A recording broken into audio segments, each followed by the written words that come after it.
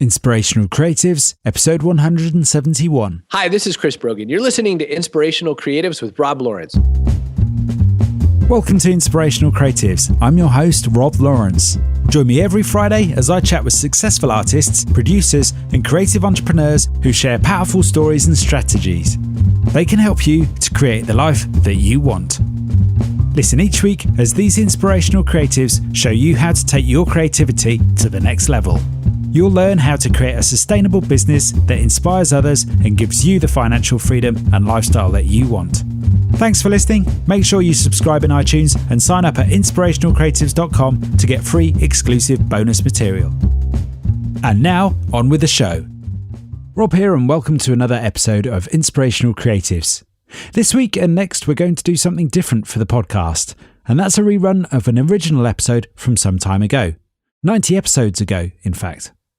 There's a variety of reasons I thought this would be a good idea, and it was partly inspired by a recent chat that I had with Laurie Solgon from the Social Sidekick podcast, a chat I'll be sharing with you in just a few weeks' time. Now, one of the main reasons I'm rerunning this episode is because I believe the wisdom shared in this chat is universal to some of the underlying principles and themes that have surfaced in 170 episodes of Inspirational Creatives so far. Also, next week, I'm giving a number of workshops in Oxford, England on creativity and entrepreneurship to students interested in learning how to create a living doing what they love. And this chat is one that's featured in those workshops. So I thought this was a timely opportunity to share with you some of the inspiration and ideas that I'll be sharing with them too. I also recognise that there are a lot of new listeners today listening to the Inspirational Creatives podcast who may have missed this pivotal chat the first time around. And that may be you. It's such an important and frequently referenced chat that it is a no-brainer for me to rerun this particular one. By rerunning this chat today, it also gives me the opportunity to practice what I preach, which is to repurpose your own content in a meaningful way, offering me more time to dedicate myself to preparing those workshops where I get to talk about all of this amazing stuff in person. Something I love to do. So with no further ado, on with today's episode. My guest today is somebody who quite recently and successfully raised $10,000 through a crowdfunding project to publish a book called The Growth Hacker's Guide to the Galaxy. He's a serial entrepreneur, the head of growth at borrowwell.com, and the co-founder of a digital marketing consultancy focused on early-stage business development and growth hacking. Having successfully launched a number of startups, Jeff can help you as a creative entrepreneur focus on what really matters. So it gives me great pleasure to introduce to you from Toronto, Jeff Goldenberg. Jeff, welcome. Thank you very much. Thank you for having me on. For those yet to meet you, Jeff, can you describe in your own words what it is you do and how did you arrive at this place in time? Sure. That's a very philosophical question to start with. I like it. So I guess ages ago, I went to school for business. I got my MBA at York University here in Toronto, and I've always known that I was sort of entrepreneurial and really into startups. I've been doing them ever since I was a little kid. When I graduated from school, I went into the dot-com startup world right at the end of the bubble, and it wasn't a very good time to be launching dot-com startups, but it launched my career into starting and founding startups in predominantly the business to consumer case. And for the last 15 years, I've been doing that and just getting better at it and learning and studying. And I guess today I'd be known sort of as a digital marketer or a growth hacker, and I try to help early stage companies get their initial traction that they need. So what were you doing before digital marketing? It seems so long ago because we've been digital marketing for ages now. But I was the head of marketing for actually a football team in Toronto, the Toronto Argonauts, a part of the Canadian Football League. And even back then, we weren't digital marketing. We were doing traditional marketing, but we were really thinking of like new ways to think about how to reach and engage with the customers. So even back then, before digital, I think we were really sort of emphasizing creative thought in terms of this is the traditional way to market, but are there better, more cost-effective ways to engage with the customers? So as a growth hacker, we focus on three sort of main pillars. One of them is this creativity I'm talking about. The other is sort of what the data is telling you and the analysis of the data. And the third is sort of an understanding of technology and how it makes it all come together more efficiently, ultimately with the goal of acquiring customers for less money than you currently acquire them for. So it's an art and a science that's sort of the crossroads of creativity, data, and technology, and that's sort of where I find myself today. Well, I'd certainly love to get more into the art and science of growth hacking, so we'll do that shortly. Have you always had an entrepreneurial spirit? I have. The cliche first business, I started at a lemonade stand like so many other kids, and I made $20 and I was like on top of the world. And then my mom took back the 12 that she invested for the ingredients, and I was really pissed off. That was sort of my first lesson in gross margin. And ever since I was a kid, I had businesses. Like I sold and bought baseball cards and tried to turn a profit on them like all kids do. And in university, I had a little business where I created clothing line for the varsity athletes, all the different teams, because the stuff I made was cooler than the stuff that the teams were issuing at the time. So I've just always had sort of an entrepreneurial spirit and, love the idea of creating something that provides value out of nothing. It's really a pleasure of mine. I recognise you're a Google Next mentor and a mentor for Lean Arts. What do those roles involve and what do they mean to you? Well, those are two programs that take place in Toronto. Google Up Global Next takes place all over the world, really. But these are basically early stage startup accelerators that accept applications for companies to be in them, and they choose a group or a cohort of companies. And these guys come through an 8-week program where we help them with customer development and product market fit, and basically get their stories, their pitches, and their business model ready for investment. So they come in bright-eyed and bushy-tailed and with an idea and various levels of product market fit, and we help them make sure that they're answering a consumer need directly and that the consumers are valuing what they're doing, because the earlier you face the consumers head on, the less time and money you'll spend working on something that isn't a fit with what they want. Mm-hmm. And developing their customer base so that at the end of the 8 weeks, when they go out and start raising money, their story makes sense, their business model makes sense, they have some proof of concept from their customers, they know who their customers are, where they're going to find them, what they look like, what they care about, what their needs are, and most importantly, like what their top needs are. It's really easy to identify need, but it's really hard to know whether this need is a number 1 or a number 3. And you really need to hit a number 1 need for them to actually part with their hard-earned money. So that's what we do with them. Google Next is more of like a traditional tech startup accelerator, and Lean Arts is a brand new one. It was the first cohort of it, and it was actually targeting performing arts companies who needed a business model to sustain their art. And that was a really, really neat project to be a part of, because we basically took all the lean startup and business model canvas sort of tools that are used every day on the tech startup side and figured out a way to apply them to performing arts companies in a way that sort of recognizes the art of what they do, but also understands that they need a successful business model if they're going to stay in business. So that was a really gratifying and fun project to be involved in. And basically, I'm just a mentor. So I give the groups feedback, we break out, and I work with them more closely on problems they're facing. And there's just a team of mentors, and we hope that the companies come out the other side better than when we found them and not just more confused. When you're working with the artists to try and develop a sustainable business, are there any common themes that come up for you? Yeah, so traditionally, like art and business don't mix. Artists are very protective of their art and their sort of overall mission when it comes to like how they want to monetize it and make money and promote it.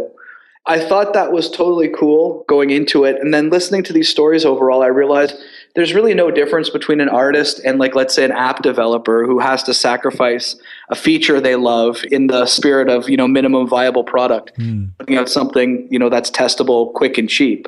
And I actually questioned whether the fact that they're artists versus creative business people, whether the sacrifices that the business people are expected to make when they launch an app or a product are really that different than potential sacrifices that an artist has to make to become commercially viable.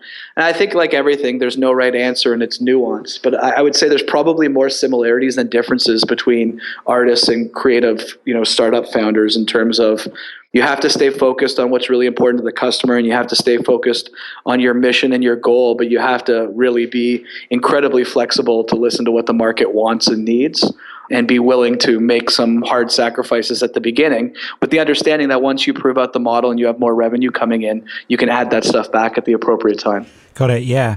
For those new to creative entrepreneurship, can you explain the importance of upfront research and getting a minimum viable product shipped early? Yeah, that's a really, really, really hard one. And for me, like, I had to touch the stove and burn my hand before I really understood. You could read every book in the world, but some people need to learn by doing, and that's what I did. And it's only once you've spent a ton of time and a ton of money on something that no one wanted other than like you and your mother. Let me just digress for a second. I think the difference between a rookie entrepreneur and a seasoned entrepreneur is a rookie entrepreneur asks for feedback but looks for the things that support their hypotheses and their ideas. And the veteran entrepreneur asks for feedback and looks for the stuff that differs from what they're hoping for. Almost to the point that, the rookie entrepreneur buries their head in the sand, knows there's this, big issue, but doesn't want to deal with it. Where the more seasoned veteran knows that, like, the quicker you deal with it up front, the better life is going to be. So, that's a major difference. But like talking to the customers, finding out what's really important for them. A lot of times you'll be kind of right. You'll be onto something, but it won't be positioned, in a perfect way. Or you had their number one and their number two needs backwards, and just by repositioning to their number one need, like, changes everything, right away. So yeah, basically what I do is when I'm starting something, and we just did this at Borrowell, we come up with a group of personas, we call them, which are like fictitious customers that we think we can provide the most value to. And at Borrowell, we came up with 4 different groups.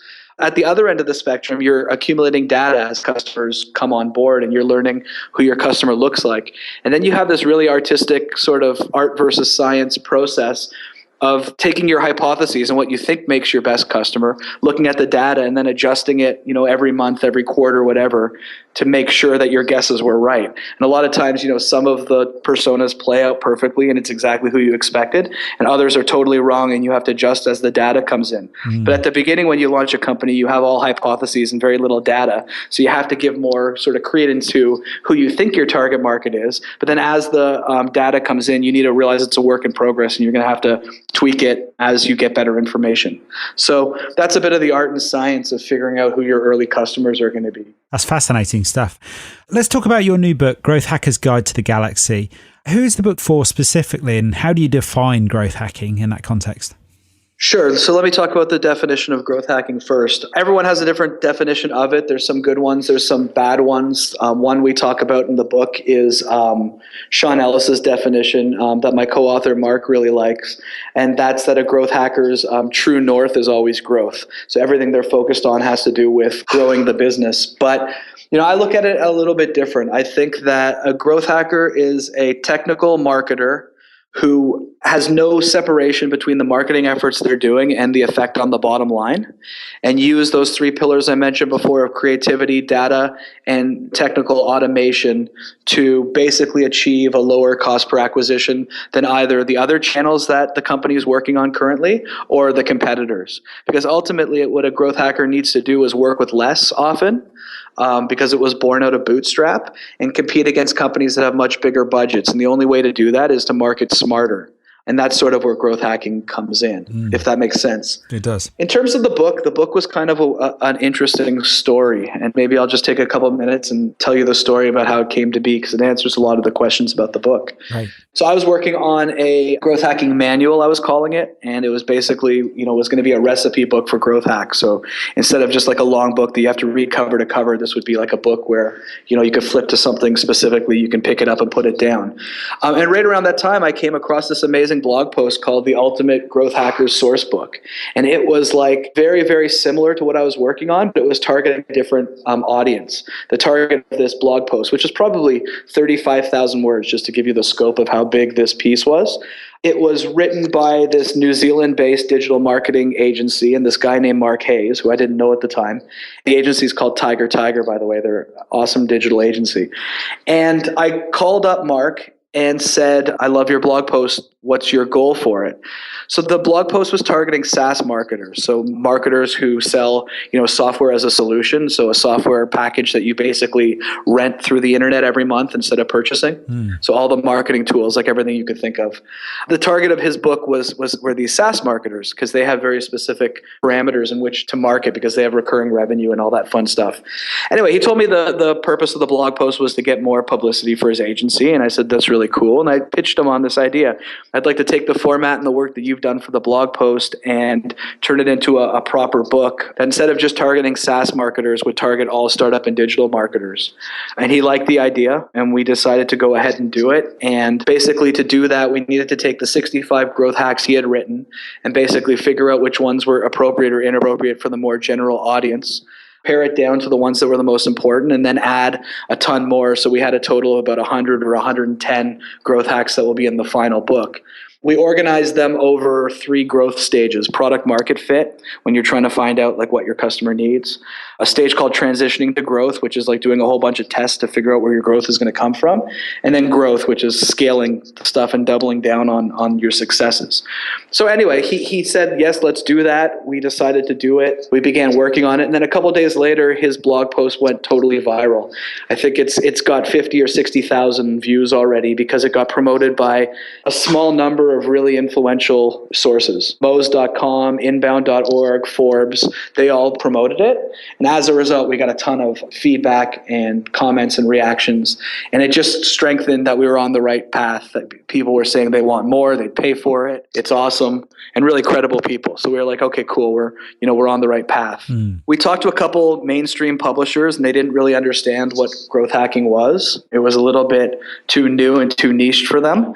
So we decided to turn that into a positive and basically go directly to the customer through an independent publisher called Insurgent Publishing, who's helping us with all our marketing and it is amazing.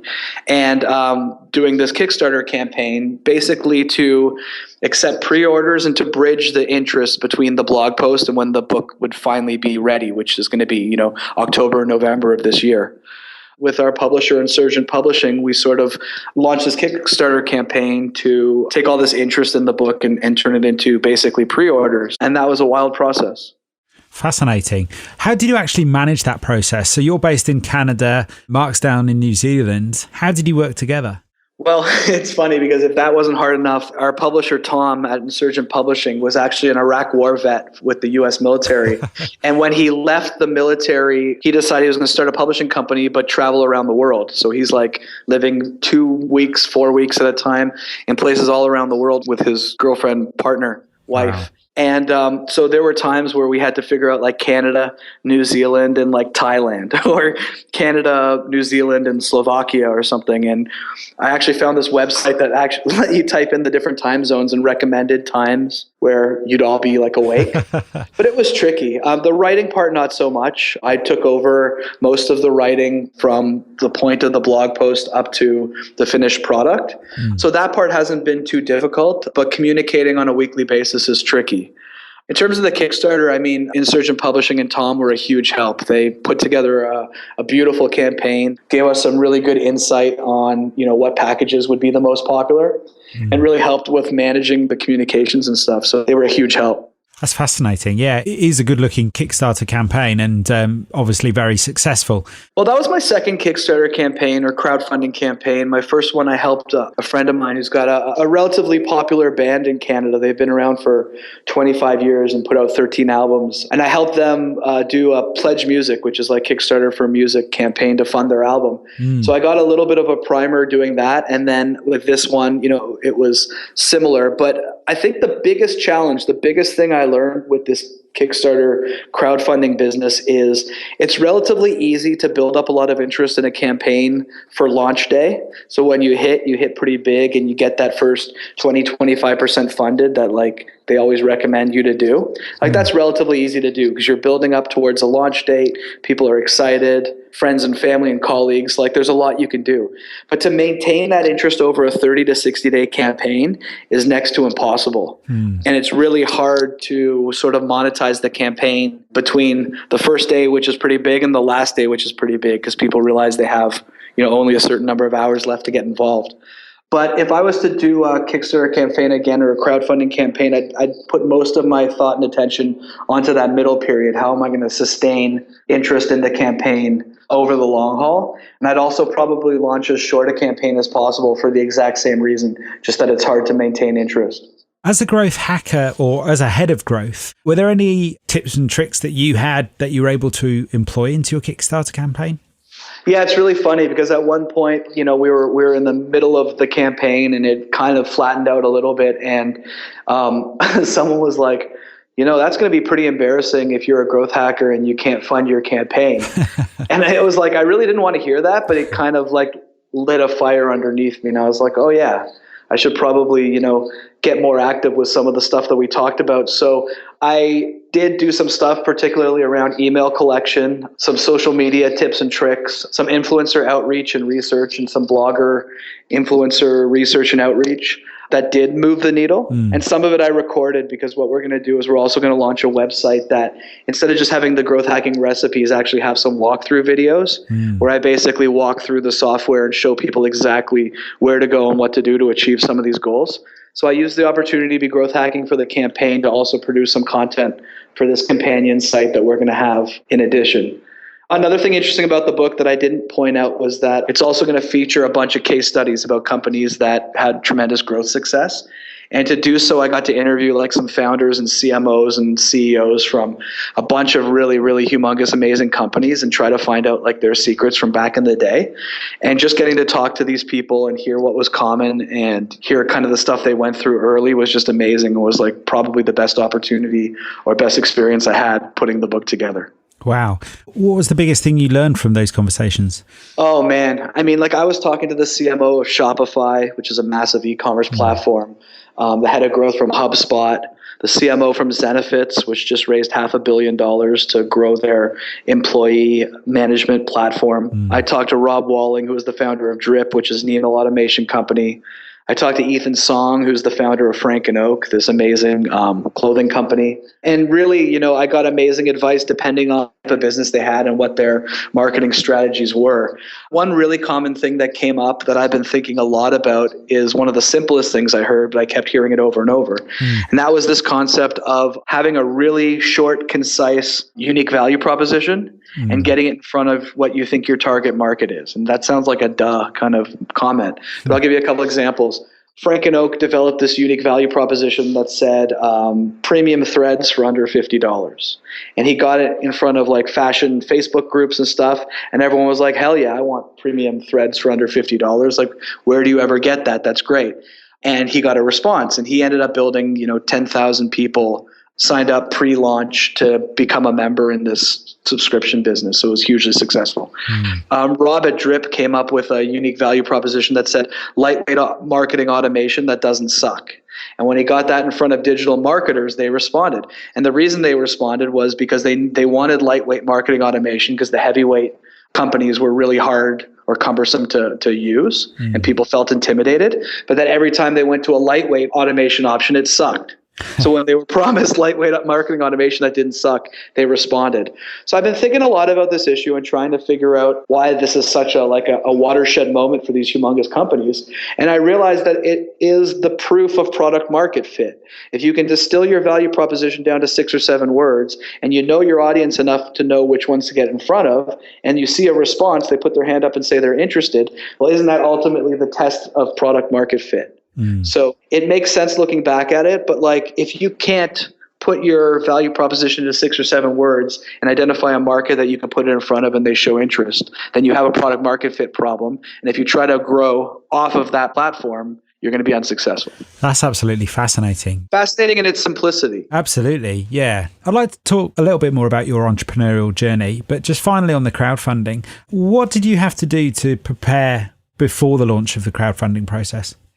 Yeah, that's a good question. We had to do a lot of research. We had launched right in the same week that Eric Ries's book had Kickstarted for $600,000. And we're not Eric Ries. We don't pretend to be Eric Ries. Eric Ries is the man, and he's earned every dollar of that. But we wanted to look and see what other authors that were getting successfully funded were doing. So we did a lot of research. And not just on book specific stuff, but what price points for incentives seemed to fund the best, what the averages were, so we could plan out a skeleton for it that was based on best practices.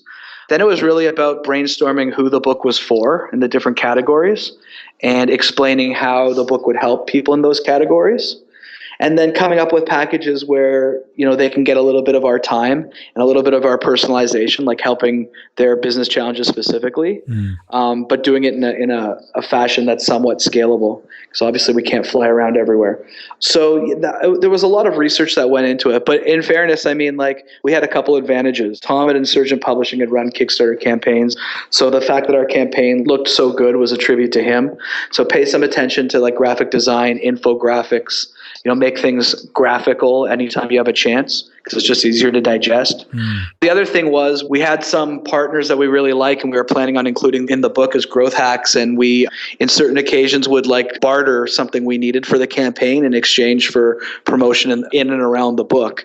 So like the animated video that we had that explained the campaign was from one of my favorite growth hack tricks, is this company that can basically build you an animated video for like a fraction of the price that like an agency would charge. So we just traded inclusion in the book for some assets that really took the page to the next level. It's really interesting hearing how you used your entrepreneurial skills there in order to make that all happen. As a seasoned entrepreneur and having launched a number of startups, what's been the biggest lesson you've learned in terms of being able to realize an idea or a product? Wow, that's a big one. That's a big question. We talked about customer development. I'm totally a believer in customer development and spending the time as early as possible talking to customers, but we've already got into that a little bit. And I think, the point there is clear. Having a vision is really important. So sort of where you think this thing would be a year from now, 3 years from now, 5 years from now. So you can make your short-term and medium-term decisions with the long-term in mind. And I think the biggest catch-22 that entrepreneurs have to deal with, and I don't exactly know how to deal with it other than to be aware of it, is that entrepreneurs, especially young ones, get two very opposing messages that are difficult to reconcile. The first message is they get told to like talk to everyone, get advice, be really flexible. If the market's telling you something else, you have to listen. This whole concept of pivoting, if your version of the product isn't what the customer wants, and that totally makes sense. If you keep pushing a bad product, you're not going to have a good result. But then at the same time, young entrepreneurs are told to be tenacious and to stick to it and bury their head and focus and don't take no for an answer. Don't let other people crap on your vision and all that type of stuff. And that's really sort of in direct contradiction to this idea of staying really flexible and pivoty. So as you mature as an entrepreneur, I think your intuition sort of gets refined and you're able to sort of handle like, whose advice do I listen to? Whose do I not? When do I pivot? When do I hold tight? When do I know the market better than the customers? When does the customers know the market better than me? How do I deal with comparables and, other stories and other industries that are similar to my challenge? I think over time, your intuition just develops where you get a feel for it. But at the beginning, it's really hard to know, like, if you're giving up too early by pivoting and whether 2 or 3 months more of elbow grease would have got you where you needed to go, or whether, you were on a suicide mission and pivoting is the only thing that could potentially save you. So that's very tough to reconcile. When you find yourself in that situation, Jeff, what do you tend to do? I'll always side with the market, because there's times where like my vision might be better than the market's vision, but that doesn't matter if they're not willing to part with their money. So I give a lot of credence to what the market is saying. And I think what I do is when I go into a test or a hypothesis, I try to define like what a good result would look like. So then I can let the data do the talking. I have an expectation of where I would need to be for the market to suggest that I might be on the right track. And then I build from there. And if I don't get that response, then I know there's a problem. And I start basically like a doctor diagnosing what part is faulty and what I need to do to fix it. But every situation is different. Sometimes when you're lucky, you get really obvious signals. Sometimes, this isn't obviously a rule of thumb, but sometimes flopping better than having a little tiny bit of a response is actually a more clear signal that requires less analysis. Sometimes if you get a weak signal, you're not sure whether the weak signal is just a lack of market or the fact that, if you continue to test and optimize, you could develop that weak signal into a strong signal. And that's really tough to know. So sometimes you just get your ass kicked and it's like, cool, they didn't like it. How do we fix it? Versus needing to be in an analysis situation where at the end of the day, both situations might be right and both situations might be wrong. Got it. As a seasoned entrepreneur and as a head of growth, what's the most exciting aspect of your work today? Oh, the most exciting aspect is definitely coming up with an idea and testing it really quickly to find out if it works or not.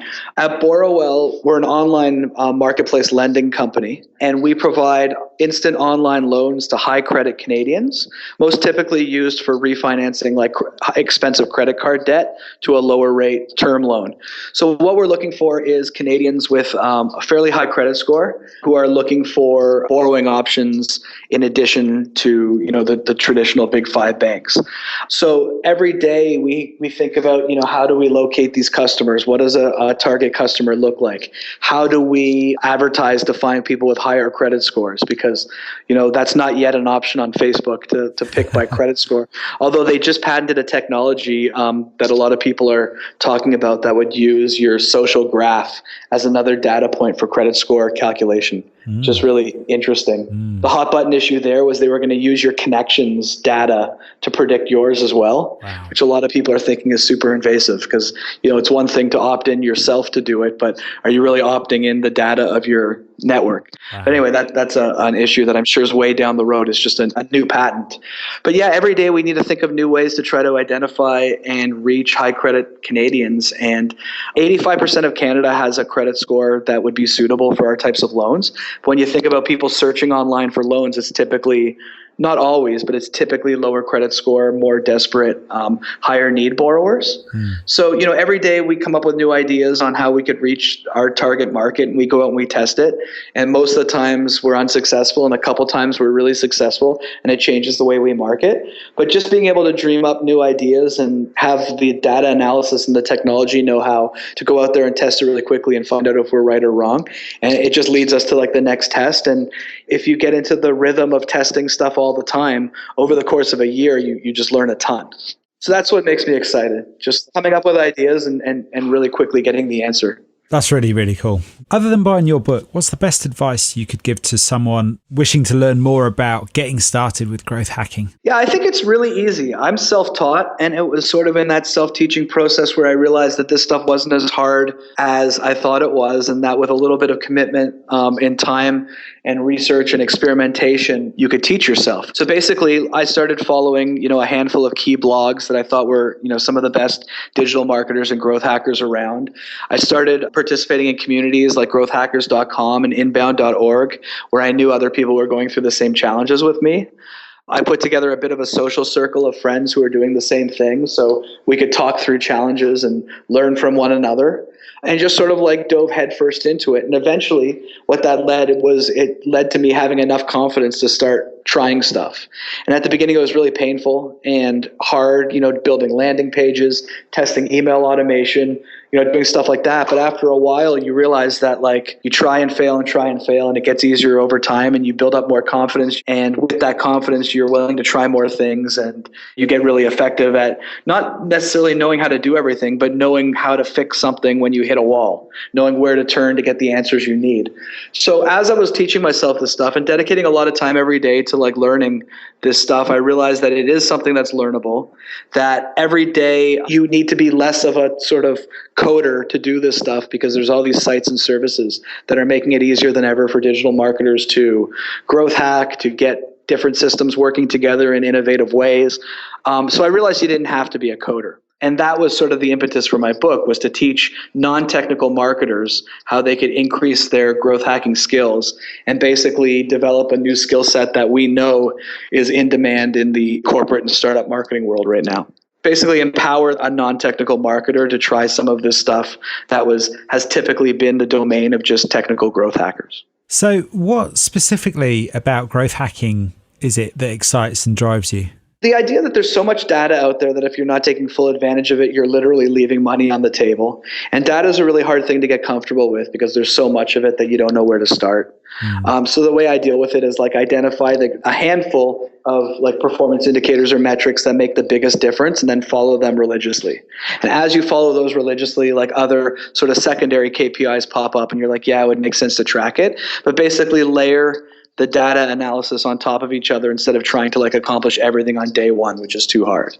So the amount of data that's freely available right now about your customers and their patterns is staggering. And that's exciting to sort of take advantage and let that drive most of the marketing decisions. The amount of new technology that's out there that's really targeting the non-technical marketer is really exciting. Like I said, a number of years ago, you really needed sort of coding skills to do a lot of the stuff that today you could do just through API integrations, and the fact that all these platforms talk to one another, and if they don't, there's third-party services that connect them together. And once you get in the habit of integrating these things, it's really a lot easier than you think. The technology piece is really interesting. But at the end of the day, it's about creative marketing. It doesn't matter how much automation you have. It doesn't matter how good you're using the data. If you don't have a way to position your product or service or market it that's exciting and worth sharing and worthy of comment, then it's really all moot. So it's those three things coming together that's really exciting and really provides, we think it's never been a better time to be a digital marketer. We think it's never been a better time to be a startup founder. We think the barriers to entry and the traditional restraints that have kept the rich and the poor have gone away. I expect every day it's going to be easier to be a digital marketer. I was just at a conference yesterday, and they said in 2010, they were tracking 100 different marketing technology providers. And by 2015, this year, they're up to, it was 1,896. Wow. It's 20 times the number of companies. And that tracks with investment and, what VCs are interested in putting money in and stuff like that. So it's not all organic, and they're not all going to survive. And I imagine there's going to be a lot of consolidation. But does that mean there's going to be 10,000 marketing automation providers in 3 years? Like, it's possible. And all of those people basically make it easier for us to do our jobs without constantly needing technology or IT help. And that's really empowering to marketers when they can sort of do some of this stuff without needing to fight for, IT resource prioritization. In your opinion, what's a good place to start in terms of which tools to use and where to find that research that you talk about, that data that's available? Sure. So, most of the data is available through your own efforts. So like at Borrowell, we get a lot of data from Google Analytics. It gives us all the information on where our customers are coming from, what they're doing while they're on the site, how long they're spending, where they're dropping out of our application funnel, all that kind of stuff. So that's a treasure trove of data. And we do a lot of social media advertising. So, the ads that work, the creative that worked, the copy that worked, the photo that worked, the offer that worked, the call to action that worked. That's all data that we can use to constantly optimize our ads and have them perform better. We do a lot of advertising with Google AdWords, and we get a gazillion data points through that, which can be used not only to improve the advertising, but also to improve and better target your messaging across the board. Find out what messages get people excited and which ones don't. So that's a ton of data. It really comes from everywhere. One of the things that a young founder can do that is like, it doesn't matter what business you're in, this is positive, is to find a mentor and to find someone who's been through the trenches a couple times that you haven't, and someone who may not know exactly like where you should step, but could make you sort of avoid some missteps that are common. And I think if you find a mentor who sort of represents where you want to go and take the relationship really seriously, that's had a huge impact on me. I've had mentors through my whole career. And just having someone to bounce ideas off of makes a huge difference because they've already been through it. Entrepreneurship can be a very lonely existence. People who need constant positive affirmation or reinforcement typically don't do well in the entrepreneurial space, where it's often like you against the world or you and your small team against the world. Having someone on your side who can offer impartial advice, and even finding places to like get that affirmation like from yourself and from your business is necessary, because it's really a lonely place, and it really does often feel like you against the world on days where things aren't working out. And then a lot of times people find a mentor and they're good salespeople because they're entrepreneurs, and they convince them to like come on board and help them. But then, they kind of rely too much on the mentor to tell them, what it is they need to do. So I think the person being mentored really needs to own that relationship and come really prepared with, here's a challenge I'm having, here's specifically where you can help, and sort of an agenda for the session. That's really great advice. Thank you for that. Have you got any particular tips in terms of how you approach people to develop that mentoring relationship? On a lot of podcasts I appear, I talk about like that everyone should just pick up the phone and call people. I have so many examples of times where I just picked up the phone and called someone and pitched an idea or told them what they were doing was interesting or asked a question where it led to business or a relationship or something. And it just left me with a very, very strong feeling that a whole bunch of people aren't calling people because they think everyone else is calling them. And what that results in is a lot of wasted opportunity.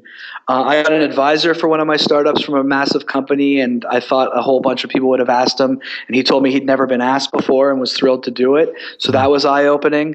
I've called people up and just said, I've got a way for you to take an existing brand and make a lot more money out of it. And they say, cool, I'm listening.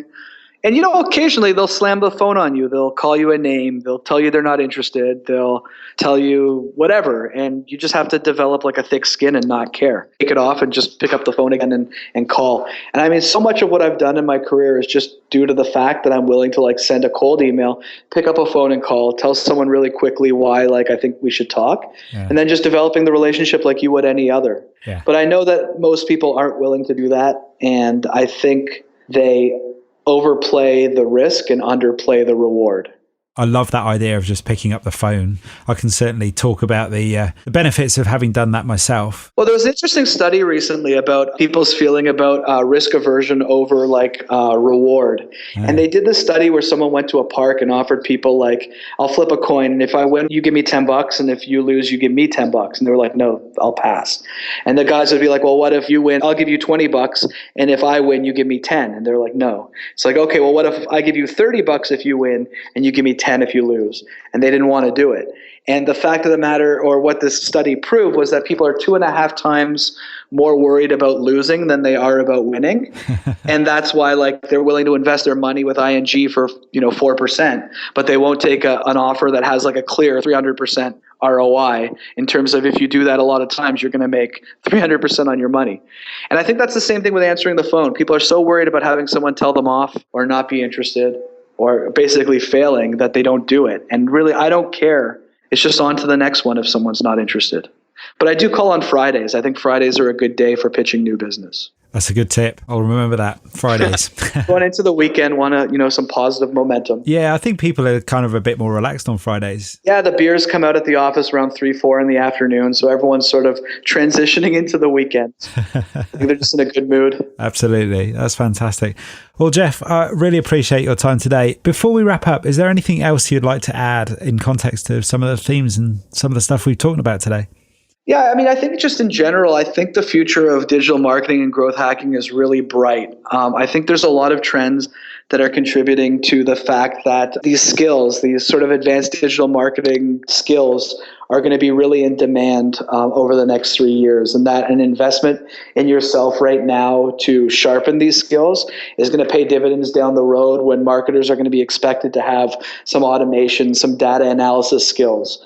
I heard the CMO for Staples.com talk, and she said her biggest need right now is a right-hand person who works with them day in, day out, and just have these technical marketing skills. Startups need them left, right, and center. A lot of startups are started by engineers or product people who need aggressive digital marketers who understand, how to get early stage traction. Big companies like Facebook and Twitter need these people badly. So they say by 2018, companies are going to be spending more money on marketing technology than they are on information technology. And no schools or institutions are producing these sort of full stack marketers that are going to be needed. So I really think that there's a huge opportunity for marketers, whether it's in their own organization or in other people's organizations, to really be very important, well-compensated, highly in-demand roles over the next 3 years. So I think the future of growth hacking is bright, and it's all sort of within our own control to grab the bull by the horns and get those skills.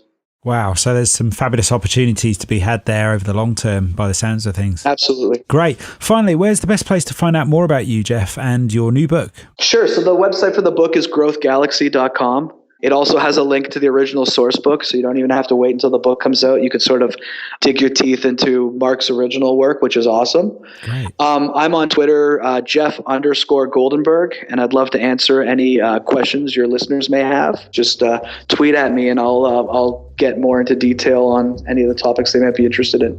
Fantastic. So that's growthgalaxy.com for the book, and at Jeff_Goldenberg, that's JEFF, on Twitter. I'll put the links on the episode show notes. Thank you ever so much, Jeff. Thanks for your time today. Oh, thank you so much. It was great. Thanks for listening. Nothing beats the stories and advice of an expert to help you raise your creative game. I would love to know what you thought about today's episode, so don't forget to subscribe in iTunes, where you can rate and review the show. Your review is the best way for other people to find us. I might even give you a mention. If you like this episode, I invite you to share it on Facebook or Twitter with the one person you know who will benefit from the wisdom shared here today. You can find the show notes on inspirationalcreatives.com/podcast. If you have a burning question or a great idea for a guest, head on over to inspirationalcreatives.com/contact, where you can connect with me there. Thanks for listening to this rerun of my chat with Jeff. Let me know what you think by dropping me an email at rob@inspirationalcreatives.com. I'll chat to you soon.